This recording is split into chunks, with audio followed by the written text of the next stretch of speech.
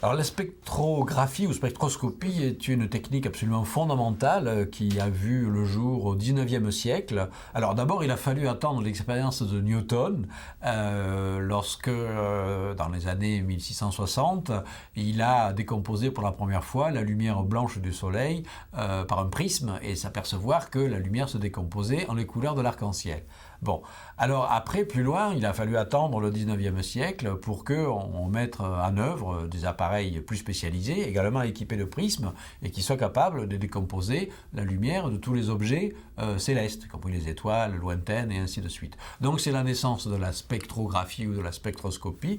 Dans un spectre, la lumière est étalée dans ses différentes couleurs, ses différentes fréquences, et dans ces spectres-là, il y a également des raies, et ça c'est absolument fondamental. Les raies spectrales sont soit des raies sombres, ça veut dire que la lumière est absorbée sur telle ou telle longueur d'onde, ou des raies brillantes, ça veut dire que la lumière est réémise et amplifiée sur certaines longueurs d'onde. Pourquoi c'est absorbé ou réémis? Parce qu'il y a des atomes dans la source de lumière que l'on analyse, qui absorbent le rayonnement et qui le réémettent sur certaines longueurs d'onde.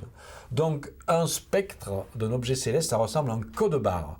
Vous avez l'étalement de la lumière et vous avez des raies noires ou claires à certaines positions.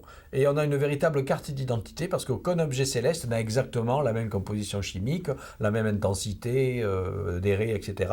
Et donc c'est une véritable carte d'identité, une signature de l'objet céleste. En plus que la spectroscopie permet de mesurer les vitesses des objets par rapport à nous. Ça c'est l'effet Doppler dont on a parlé. Quand le spectre entier est décalé soit vers les hautes fréquences ou vers les basses fréquences, vers le rouge ou vers le bleu, eh bien on sait que l'objet a tendance soit à se rapprocher de nous ou soit à s'éloigner de nous. Et c'est comme ça qu'on fait des mesures extrêmement précises aujourd'hui.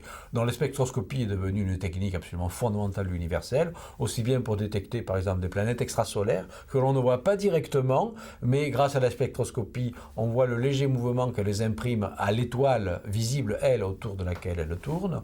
On mesure l'expansion de l'univers avec les décalages spectraux des galaxies, et ainsi de suite. Donc tous les objets célestes sont analysés par spectroscopie.